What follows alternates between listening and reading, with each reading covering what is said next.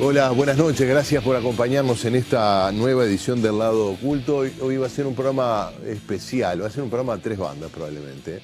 Hace algunas semanas fallecía Manolo Guardia, destacadísimo músico, compositor, pianista, comediante también, y concomitantemente, o con una diferencia de días probablemente, salía el disco Candombe, grabaciones originales de 1965, lo editaba el sello Tacuabé. Nos pareció, donde aparece una de las tres orquestas que participan de este disco, que en realidad no es un disco, son tres orquestas que hacen una versión de Candombe a mediados de los años 60, básicamente fusionada con jazz. Ese es un poco el estilo de estas grabaciones. Una de ellas es la orquesta de Manolo Guardia, justamente. Entonces nos parecía una buena oportunidad invitar a Coriuma Jaroñán, músico, musicólogo, docente. ¿Cómo te va? Bienvenido. Muchas gracias. A quien hace tiempo que queríamos invitar por alguna razón. Y bueno, creo que como, no solo, editor del disco, ¿verdad? Hiciste todo un trabajo de investigación para acompañar este disco que significa muchísimo para la historia de la música popular uruguaya, más allá de que desde el punto de vista musical, arreglístico, de su propio lenguaje, es como un intento que quedó por allí y luego, en principio, no se continuó, ¿no? Quedó por allí en cuanto a material en sí. Quedó trancado por razones otras a las musicales y a las sociales, por un litigio judicial, pero los pocos ejemplares que se editaron en el momento fueron circulando mano a mano entre músicos, y el material tuvo una gran influencia en forma subterránea. Claro, de hecho muchos de los temas que hay en este disco, y sobre los cuales vamos a conversar dentro de un rato, están en el hoy mismo, ¿verdad? En el Cancionero Popular, en versiones de Jaime Ross, de Hugo Fattoruso y otros. Pero vamos a comenzar, si te parece, Corium, recordando quién fue Manolo Guardia, ¿sí? Excelente. Dale.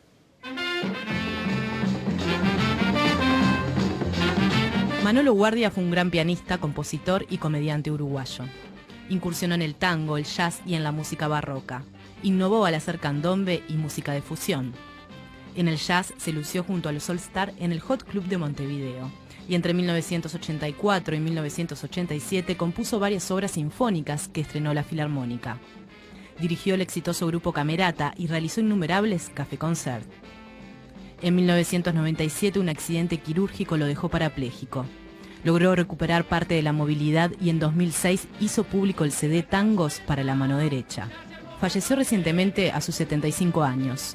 Y en el marco de la gran edición de Ayuí del disco Candombe, repasamos en el Lado Oculto su historia y sus canciones, de la mano del reconocido musicólogo Coriuma Jaroñán.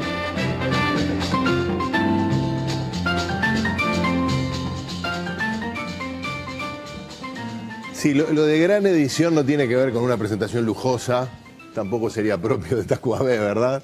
Pero sí con un trabajo muy riguroso, muy responsable y muy rico desde el punto de vista musicológico, de tratar de darle contexto a este disco formidable, que uno lo escucha y suena a viejo, a música de otra época, ¿verdad? Claro. Pero que, como tú mismo decías, pasó casi medio siglo. Claro. Pero hay por allí una de las líneas que nos permite vincular lo afro-uruguayo con el lenguaje, así como en su momento Romeo Gavioli lo vinculó al tango y a la milonga, en este caso al jazz, como un puente a lo que luego sería lo que se conoció como candombe beat. Claro, y facilita además ese tránsito. Este es el material que hacía tiempo que se quería rescatar, y fue muy importante el que se pudiera hacer ese rescate, el papel de Jaime Ross, que es el sobrino de George Ross, el productor original de todo este material, y que es el heredero de su tío, es el único heredero, él y su hijo, a su vez. Y era muy importante el acuerdo de él, que estuviera de acuerdo y que se sumara al entusiasmo. Trabajó también en Jaime. Sí, trabajó y con gran conociendo a Jaime, me imagino que debe haber sido... Es un tipo muy tenaz, muy trabajador, muy minucioso, ¿no? Es muy minucioso, por suerte, y fue muy importante ese entusiasmo de él y esa decisión de él, dicho en uruguayo, de meter para adelante. Ahora, el material está jugado a 3 bandas por George Ross, que fue el productor entonces original. La idea fue de George Ross, conjuntamente con un grupo de amigos, entre los cuales aparentemente el más... George Ross, que es el tío de Jaime. El tío de Jaime. ¿Y cuál fue la idea? Es decir, ¿por qué hicieron esta quijotada, ¿no? Porque en su momento... Bueno, es un planteo curioso. Estábamos cerca de la época en que había los grandes lanzamientos internacionales de nuevas danzas, la época que había a poca distancia del lanzamiento del primer rock, del cha-cha-cha, del mambo, twist, etcétera, claro. del twist. Sí, sí. Y en general los lanzamientos eran de una música nueva con una coreografía nueva. Y George pensó que el candombe se prestaba a un lanzamiento internacional desde este pequeño Uruguay. Y consideró que era una música con un gran potencial de ir hacia el exterior, de dialogar con el mundo, y se le metió en la cabeza este proyecto de vincularlo con lo jazzístico, apoyándose en la experiencia anterior de Pedrito Ferreira, Claro. que había hecho un vínculo ya entre el candombe de comparsa y la música de los grupos afrocubanos. Y esto realmente es muy importante porque es el punto de partida de Ross. Claro, los grupos afrocubanos que venían periódicamente al Uruguay. Claro, como los Lecuona Cuban Boys, los Havana Cuban Boys, que eran dirigidos por Armando Orefiche, Javier Cugat y Damaso Pérez Prado, que fueron muy importantes en la década de 50, 40 y 50, Pérez Prado en la de 50 especialmente. Y bueno... ¿Ahí cómo calza Manolo Guardia? Porque ahí aparece Escayola, Lencina, figuras de la época en un contexto, en una escena musical bastante diferente a la actual, ¿no? Bueno, justamente, ahí Ross apuesta a diversificar, digamos, el lanzamiento con 3 conjuntos diferentes, con 3 capitanes de equipo.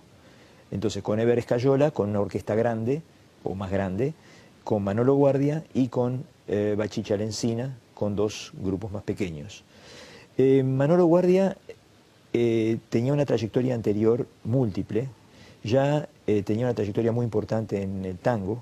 En el 1961 había empezado con el Quinteto de la Guardia Nueva, que es fascinante la calidad y la creatividad de ese grupo en todo ese periodo, y había tenido incursiones en distintos ámbitos. Él tenía una formación musical pianística muy interesante. Él había sido alumno del Conservatorio Colliger y de Santiago Baranda Reyes. Sí, tenía una formación muy sólida en lo pianístico y tenía una musicalidad enorme, como te consta. Y bueno, esa es la forma en que él calza. Era un muchacho que estaba en el ambiente jazzístico, que estaba en lo tanguístico también, que estaba con una capacidad de diálogo con distintos lenguajes y de una enorme creatividad, y se prestaba evidentemente a este proyecto. Seguramente se sumó entusiastamente cuando George Ross se lo planteó. Probablemente amigo además de las experiencias de grupo jazzístico, de club jazzístico que traía George Ross. George Ross era un hombre de club jazzístico, y en aquella época había más de un grupo interesado en el jazz en Montevideo, más de un club. Claro. Y él estaba en uno de ellos. Pero antes había tenido también una incursión por la música afrocubana. Llegó a ser incluso cantante de algunos de los grupos más importantes de la música afrocubana. Tenía una voz muy linda, muy interesante, y era un hombre con inquietudes muy diversas. Bueno, entonces, evidentemente, se hace el proyecto de hacer un lanzamiento con el mejor nivel de calidad musical posible, diversificado en cuanto a las propuestas. Claro, algo que llama hoy la atención, que tú lo explicaste recién, es que es un repertorio, y bueno, no solo un repertorio y unos arreglos, ¿verdad? Un estilo pensado para la danza, eminentemente bailable, ¿no? Claro, es muy bailable. Algo que hoy nos llama la atención porque, bueno, se ha perdido un poco eso de lo bailable, aquella discusión entre Pichuco y Piazzolla, ¿no? Claro. Si el tango había que hacerlo más bailable o más camerístico. Que ya tenía todos los antecedentes de discusión, claro, con tango canción, etc. Claro. Claro, bueno, en este caso, la experiencia de un jazz bailable ya se venía dando desde los clubes de jazz por algunos conjuntos, como se mencionó recién en este clip sobre Manolo Guardia, algunos conjuntos que llevaban lo jazzístico a las salas de baile, a los salones de baile. Y entonces ya había una experiencia acumulada en ese sentido. Y de esa experiencia participaban muchos de los músicos que intervinieron en esta aventura. Es muy interesante repasar la lista de los músicos de los que hemos podido reconstruir, claro, que participaron, y muchos de ellos tuvieron un papel importante en las etapas subsiguientes de la música popular. Bueno, por allí recién conversamos fuera de cámaras, porque está la información, además en el librillo que acompaña, que tiene además ilustraciones excepcionales de Blanquito. Estas son de Blanquito, ¿sí? Sí, ¿no? Porque... no, esas son de Gallosa. Ah, de Gallosa, que hizo una exposición cuando se presentó este disco.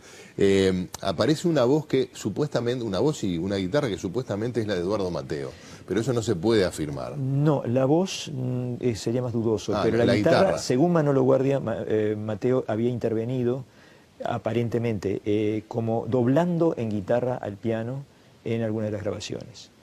Ahora, no ha sido posible confirmarlo, entre otras cosas, porque Mateo no nos puede responder. No, lamentablemente, ¿no? Hacemos una pausa, Gorium, y seguimos dialogando.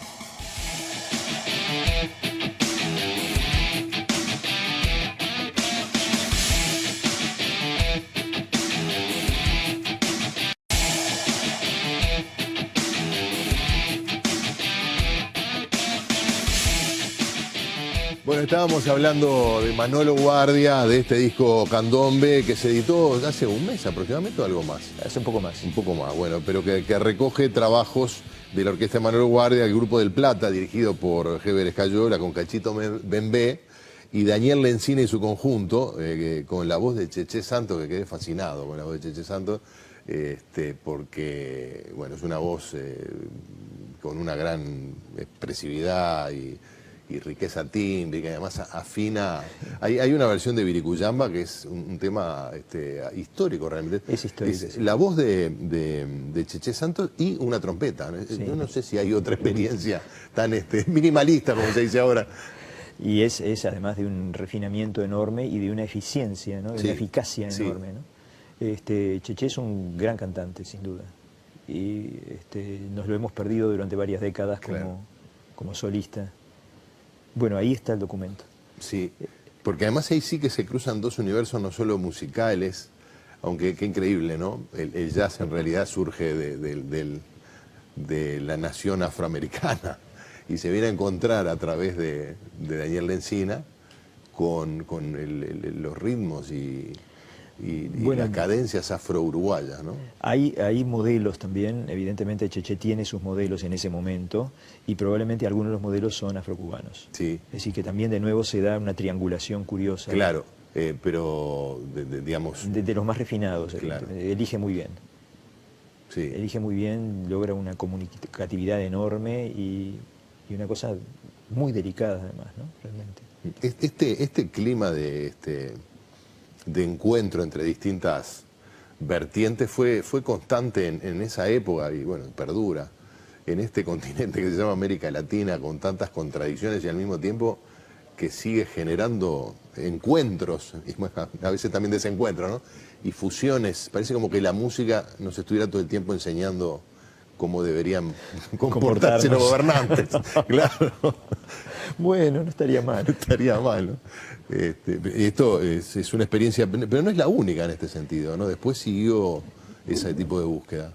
Sí, después se sigue con la vertiente más rockera, es decir, esto sirve de punto de partida para que se experimente la posibilidad de una interacción con lo rockero. La influencia de este material es clara en varias experiencias posteriores, desde el Quinto, Tótem, es decir, Mateo, Rada, sí, claro. Opa. Repique, y ahí ya más así. Claro, ya después más adelante muchas más cosas. Pero también es interesante cómo se van sumando experiencias de varios protagonistas. Por ejemplo, tú mencionabas a Blanquito y a Gallosa, y se suman a la experiencia. Blanquito era amigo también, era además publicista también, claro, como Ross, como George Ross. Pero era un artista gráfico con una personalidad muy definida, con una cosa también de gran sobriedad, de gran austeridad, de trazos duros, digamos.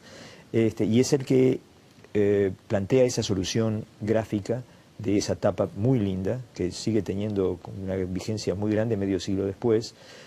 Y hay una suma entonces de personalidades que van definiendo ese producto, y Rubén Gallosa se suma desde la cultura afro-montevideana claro. a la aventura, y está esa participación de Cook Esclavo como letrista, además de Quique Almada, pero también está ese aporte de tambores reales, es decir, no se está remedando, ya entonces hay un modelo de comportamiento aquí, no se está remedando a través de la batería, también se agrega la batería, cosa que es una novedad. Realmente George Ross ahí da un paso adelante también. Se está agregando la batería, pero se mantienen los tamboriles afromontevideanos con la referencia de Pedrito Ferreira, pero es decir, respetando el producto al que se está homenajeando. Y eso va a ser es un punto de referencia muy importante para cosas que vendrían después. Él ahí lo hace con, entre otros, los hermanos Buenasorte y los hermanos Silva, que todavía están sus descendientes, que todavía viven tocando y luchan. el tambor, claro. Y realmente el resultado es de un gran respeto, además del vuelo que tiene, de esa comunicatividad, de esa cosa bailable sí. que tú señalabas, hay mucho respeto por lo afro-montevideano. Y de hecho, hay 4 canciones que pertenecen a Pedrito Ferreira, además de cosas compuestas específicamente para esta finalidad, etc. Claro, porque no ocurre cuando tú decías que quisieron competir, o por lo menos mostrar el candombe uruguayo en un escenario continental donde aparecían danzas, y no hay nada artificial, no hay nada que se parezca a una gran operativo de marketing para vender un producto. No es candombe for export, digamos, ¿no? No, es algo muy genuino. Es curioso, hay una intención de hacerlo for export, claro, pero respetando, cosa que es muy notable. Por ejemplo, lo que cuenta Numen Vilariño respecto a cómo trabajaron para la construcción de esa coreografía, con los dibujitos que están reproducidos en el folleto, es que se juntaban con miembros de la colectividad montevideana, negra montevideana, que eran conocedores de la forma de bailar correctamente el candombe, y les iban pidiendo que fueran bailando, y había unas personas mayores, muy respetables en su opinión, que iban dictaminando sí o no. Y se tomaban apuntes de las figuras coreográficas, y así se fue armando. Con una intención antropológica. Con una intención de respeto. De respeto, claro. Esa palabra me parece que está ahí en todo el proyecto de George Ross. Y creo que es un ejemplo también ético, en el sentido de cómo comportarse para hacer aventuras comerciales. Seguro, y que de alguna manera también marcó a los que vinieron después, ¿no? En ese sentido, ¿no? Me da la impresión, por lo menos. Creo que sí, justamente. Bueno, ¿cómo cayó esto en su momento? Porque no era me da la impresión de que no era la época, ¿no? Como para que esto funcionara, me refiero a que tuviera una aceptación popular. Bueno, parece que el conjunto grande no tuvo ninguna actuación en vivo, es decir, no le fue bien. Actuar, claro. No le fue bien. Y de los conjuntos chicos no tengo claro si el de Daniel Encina tuvo actuaciones o no, pero el de Manolo Guardia tuvo algunas actuaciones. El asunto es que los discos circularon poco por ese problema legal serio que se había planteado con el productor uruguayo León Yurburg, con el editor uruguayo León Yurburg y con el editor argentino Ben Molar. Eso llevó entonces las cosas al terreno de la justicia, y ahí murieron las cintas originales. Ahora, las autoridades, como lo señala una y otra vez George Ross con mucha amargura, las autoridades uruguayas no entendieron cuál era el proyecto y no apoyaron para nada. No sé por qué me suena a algún lado eso. Parece conocido. Me suena que alguna vez le volvió a ocurrir en alguna Ahora oportunidad. Es curioso que no respondieron ni las autoridades culturales ni las turísticas, claro, que es algo a lo que apostaron George Ross, Gallosa y los demás participantes de la aventura, entre los cuales estaba además el gerente de la Agencia Americana de Avisos. Claro, que en su momento era algo bastante significativo. Claro, ¿no? que fue además la que apoyó financieramente la aventura. Y perdió, claro. Claro. Estaba mirando, porque además se da una curiosidad, que hay varios temas que se repiten en los 3 conjuntos. Bueno, ¿no? Eso es una cosa muy curiosa, que parece que fue también una idea que surgió entre ellos y que la apoyaron en vez de descartarla, hay piezas que tienen 3 versiones por cada uno de los concursos, hay otras que tienen 2. Lo cual da, lo interesante es que esas diferentes versiones de la misma pieza no son redundantes, aportan una novedad y se oyen como cosas diferentes de la misma pieza, pero realmente son muy creativas también en ese sentido. Claro, se nota que hay 3 directores que tienen sus propios gustos y sus propias elecciones en materia de arreglo, por más que me llamó la atención. Supongo que también el repertorio en aquel momento, más allá de las composiciones, de que hay alguna de Manolo Guardia, bueno, hay hasta de Páez Vilaró. Sí, sí. Y de Quique Almada, que sí. La gente lo recuerda como un formidable humorista. Claro. Pero tú me decías fuera de cámaras que no es seguro que haya participado como pianista en las grabaciones, pero tocaba el piano frecuentemente. Almada, sí, era muy buen pianista. Claro. Era muy buen pianista. Y bueno, un dato más respecto al lanzamiento de la cosa coreográfica, del baile. El lanzamiento de la primera entrega que se hace en un disco chico, aquellos que llevaban 4 piezas, sí. 2 de cada lado, los dobles que se les llamaban, se hace en club de teatro, es decir, una sala de teatro independiente, sí. Y se hace con una exposición de cuadros de Rubén Gallosa y una exhibición de los pasos de danza protagonizada por Cheche Santos y Ángela Benavides, que son los que aparecen en la fotografía que tú mostrabas recién. Es decir, que se cuidaron una cantidad de aspectos en un lanzamiento que no tuvo eco. El eco que tuvo en la prensa del momento fue muy corto el eco, y tuvo apoyo aparentemente solo en Rodríguez Roque, que escribía en la prensa, y ningún otro apoyo destacado, digamos.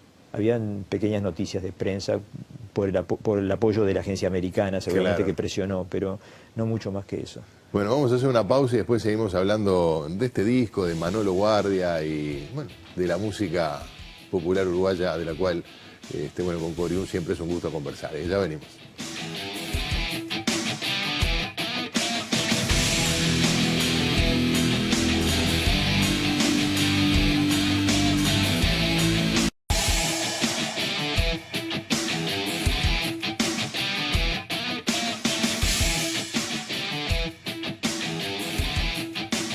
Bueno, seguimos dialogando con Corium a partir de este disco y de la desaparición física de Manolo Guardia. En esta larga marcha que tiene el candombe hasta nuestros días, hace 50 años que salió prácticamente este disco, ¿cómo lo ves hoy como género musical, bueno, que identifica al Uruguay, o a Montevideo por lo menos, y a buena parte del Uruguay, en la evolución que ha tenido desde esta época hasta ahora? Bueno, la evolución ha sido muy notoria, muy grande, muy significativa, y han cambiado muchas cosas en la relación con la sociedad. En esa época, la temeridad de George Ross es múltiple, porque también él está desafiando el hecho de que el candombe era algo que la población en general consideraba limitada al carnaval y a las comparsas de negros de carnaval.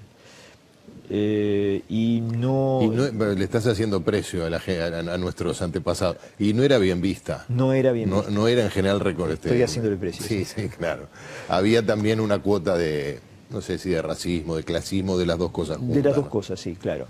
Había habido un intento en el lenguaje tanguero de hacer un cruce con lo candombístico, y había habido incluso una introducción de tamboriles a la orquesta típica, entre otros con Romeo Gavioli y otros, con productos sumamente interesantes. ¿Sabés que ahora que decís, me contaba, lo contó hace un par de programas Yavor, que cuando fue, a mediados de la década del 70, a Buenos Aires, fue a hablar con un productor musical, y el productor musical le dice, bueno, ¿y usted qué hace? Dice, yo hago candombe. Y dice, candombe, dice, pero eso es de la época de Alberto Castillo. Claro, claro. Esa etapa de ese candombe, el candombe tanguero, tuvo poco eco, tuvo un periodo corto de resonancia, y en realidad no le fue bien tampoco a Gavioli mismo, que terminó mal. Sí. Y quedó allí como experiencia.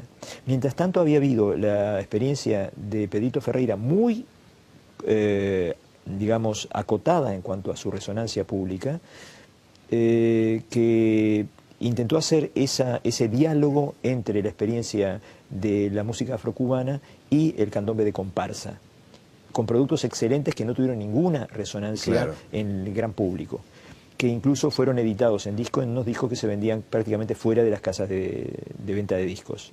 Se vendían en puestitos en la calle y eso. Bueno, recordemos que en Estados Unidos eran dos mercados independientes, hasta que llegó Elvis Presley. Los discos de Rhythm and Blues se vendían en locales donde iban los afro-norteamericanos, Claro. y después los otros, que a veces eran las mismas canciones hechas por blancos, se vendían Claro. en las tiendas. Claro, en este caso la colectividad negra no había desarrollado una Claro. capacidad, digamos, de mercado propia, y esos materiales quedaron también... ¿Se conserva eso, Corium? ¿Hay algo? Hay algunas pocas cosas. El hijo de Pedrito Ferreira, que es un excelente joven, cobillero, sí, claro, sí, cómo no. excelente y muy, muy linda persona. Él ha estado tratando de rescatar algunas cosas. Hubo un vinilo entero, el long play entero, de homenaje a Pedrito Ferreira, hecho por Jorge Ramos en fines de la década del 60, quizá tú lo recuerdes, hecho por Mallarini. Me recuerdo Mallarini. Con una sí, tapa ¿verdad? muy fea, muy mal resuelta, como era habitual en Mallarini. Claro, claro. Pero tampoco tuvo resonancia, pero es un documento de homenaje, de un homenaje con el estilo de Pedrito Claro. Ferreira y digamos, la orquestación de Pedrito Ferreira, y con distintos cantantes que van rotando. Bueno, sí, no, que después vino el gran impacto pasando por la experiencia del quinto de Totem, pero ya Claro. en una versión candombe rock, ¿no? Claro, O candombe de fusión. Claro, y el Totem tuvo una masividad bastante grande, pero con algunos equívocos también. Cuando Rada se separa, Totem pierde popularidad, pero al mismo tiempo Rada intenta presentarse solo, y Rada no llega a tener masividad tampoco, como recordarás quizás. Sí, claro. Es una historia compleja. Evidentemente lo candombístico no era, como tú decís, no era muy bien visto, y quedaba rezagado a eso. Ahora, mientras tanto, se da un descubrimiento de lo candombístico por parte de varios de los folcloristas. Y los primeros en hacerlo son los olimareños, Claro. que vienen de 33, Seguro, que es sumamente curioso, y quizás son los más desprejuiciados, claro. Sí. Como vienen de otra circunstancia, lo ven con curiosidad y lo plantean con toda naturalidad. Ahora, no Como sabían... igual que José Carvajal, que el sabalero, ¿no? Que también... Después viene, se suma a eso, Claro. Sabalero, con algunas cosas muy divertidas, porque, por ejemplo, en alguna pieza de él no queda claro si es murga o es candombe. Claro, sí. Y se corre, hay versiones que son murguísticas y versiones que son Y candomberas. además, como he dicho, básicamente con guitarra, ¿no? Digamos, Bueno, tratando de adaptar eso es lo que tienen que resolver los olimareños. Seguro, claro. ¿Cómo lo hacen? Entonces ellos, curiosamente, por otro lado, abrevan en la experiencia afrocubana para inventar un toque en guitarra que acompañe a lo candombístico.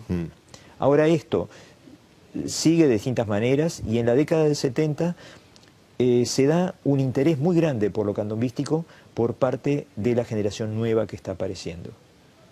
La generación, digamos, de resistencia en la dictadura. Claro. Y ahí entonces viene toda esta etapa de sumas de estas experiencias anteriores y las nuevas soluciones. Y ahí va a jugar papel muy importante el propio Jaime Ross. Obviamente va a ser uno de los protagonistas, sino el principal protagonista de esa nueva etapa. Y la presencia siempre... Pero ya con el candombe rompiendo las fronteras de la comunidad afro-uruguaya, claro, ¿no? en esa cosa en que es de todos. Sí. Ahora, ahí hay, claro, también un problema de tensiones, Claro. de discusiones y cosas sobre esto sí, esto Sí, no. que es candombe, que no es candombe. Exactamente. Bueno, Corium, ha sido un gusto conversar contigo, por supuesto, podríamos seguir hablando eternamente, pero una última referencia para Manolo Guardia, ¿no? Porque no hablamos tanto de Manolo como él se merece un programa especial, pero quizás este es un programa en homenaje a él, porque participó directamente en esto y en tantas otras aventuras como pionero. ¿Cómo deberíamos recordar a Manolo Guardia? ¿O por qué deberíamos recordarlo? Manolo Guardia fue un fenómeno muy particular de la música popular uruguaya, de una gran creatividad y una gran frescura que se mantuvo con gran potencial hasta la experiencia de Camerata inclusive, toda la primera etapa de Camerata, en que el primer disco de Camerata es una cosa memorable realmente, y los aportes de Manolo son lindísimos. Y luego, en su experiencia de la ida al exterior y el regreso, hubo algo que se quebró en Manolo.